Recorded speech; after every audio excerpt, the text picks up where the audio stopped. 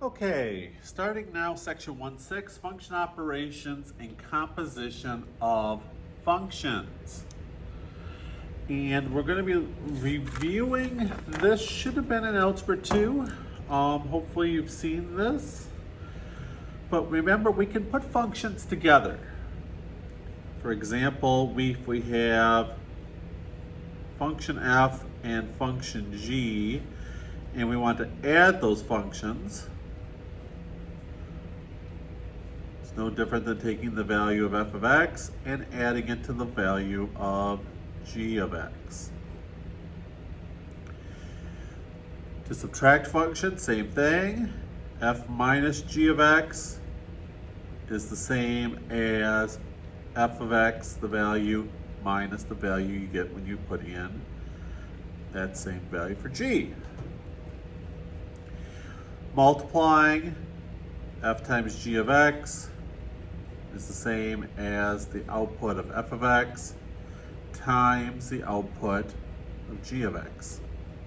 And division, f over g of x is the same as f of x over g of x. So we can look at a couple of examples. Given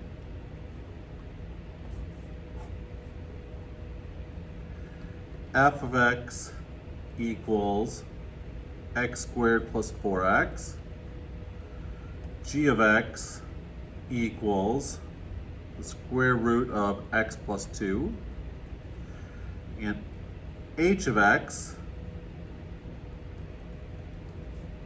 equals 3x minus 5. Okay? Given those three functions, we're going to look at some different problems. Find.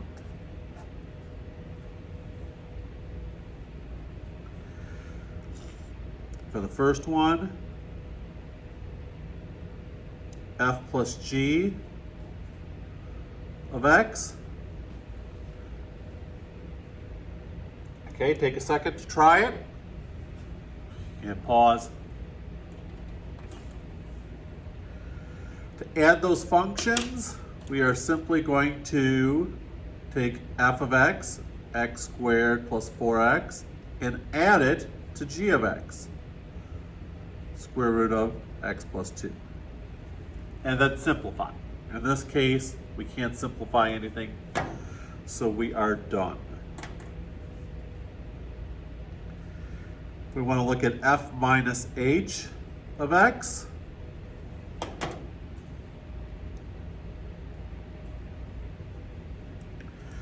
Well, f of x is x squared minus 4x. Sorry, plus 4x. And we're subtracting h, which is 3x minus 5. That means we distribute the negatives, so we get x squared plus 4x minus 3x, minus a minus becomes plus 5, and we can combine like terms. X squared plus x plus 5.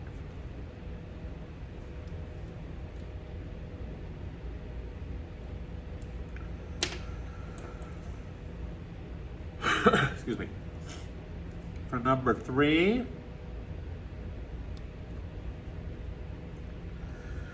f times h of x. So to multiply it, we're going to get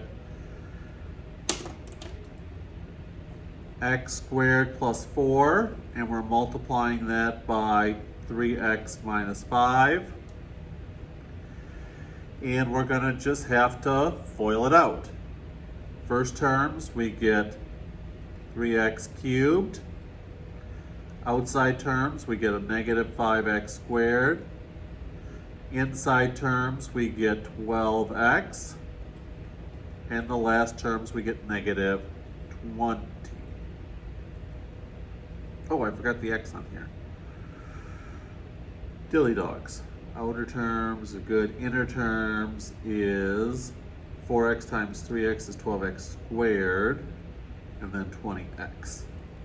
Okay, and then there's a simplification, because these two terms can add together. 3x cubed, and that'll become a positive 7x squared minus 20x.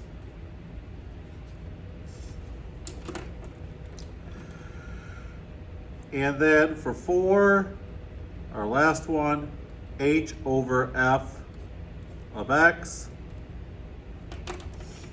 we get 3x minus 5 over x squared plus 4x.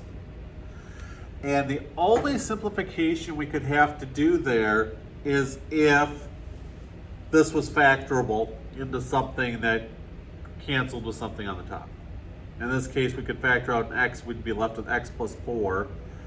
That's not going to give us anything that simplifies. So we are done at that point.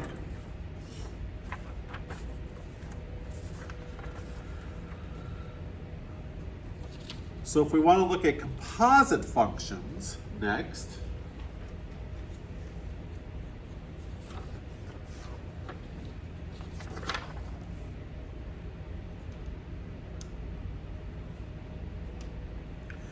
means putting one into the other.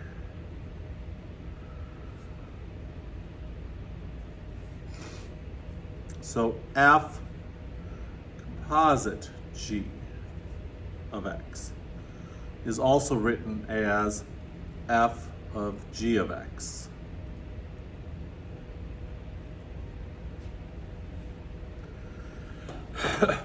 So if I'm going to have some examples,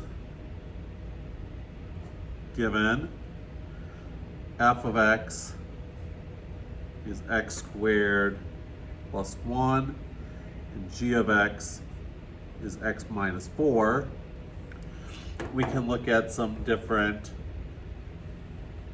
composites. F of g of x means we are putting g into f. So this g, x minus 4, is going in where the x is in f.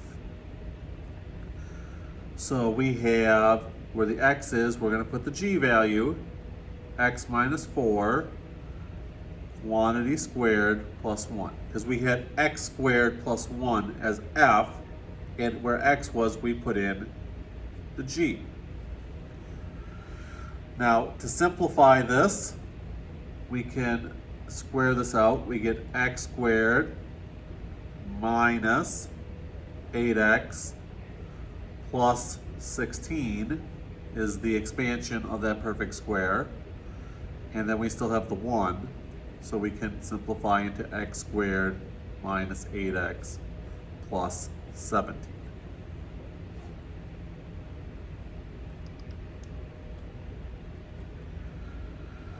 For number 2,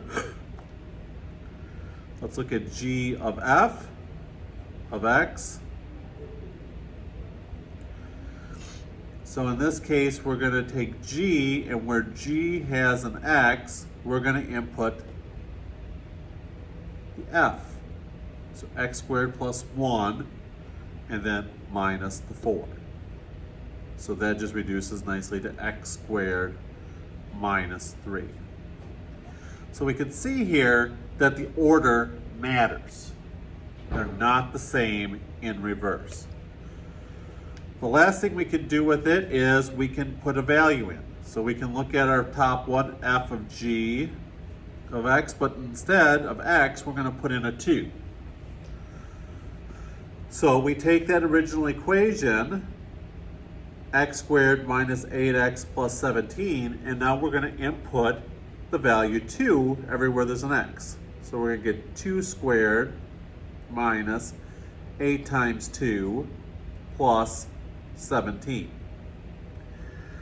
2 squared is 4 minus 16 plus 17 gives us a whopping 5. Okay.